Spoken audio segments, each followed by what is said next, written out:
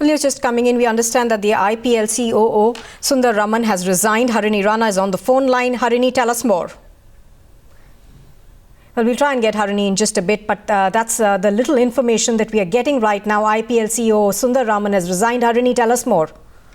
Given to understand at this point of time is that Sundar Raman has put in his papers. He's decided to step down from his position as the IPL COO. However, no official confirmation at this point coming in, but sources do confirm that he has quit from his position as the IPL COO. Now, Sundar Raman has been in the controversy, especially with the Lodha panel coming down hard on the IPL chief executive, stating that his role needs to be probed further, especially because Sundar Raman, there were records where he was in touch with Bindu Dara Singh.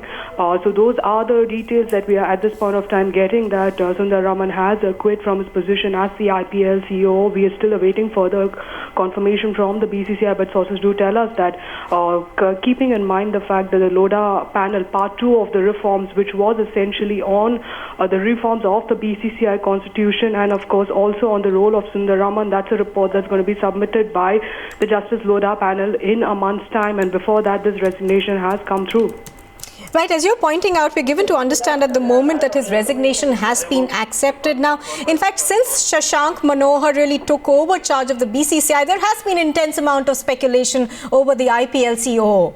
Well, absolutely. Shashank Manohar was somebody who was very vocal about the role of IPL CEO. Sundar, he had categorically, before he took up as the BCCI president's job, stated that Sundar Raman has no business to be part of the IPL, especially after the questions that were raised about his alleged link between, of course, Bindu Dara Singh, who was one of the key accused in the IPL spot fixing scandal.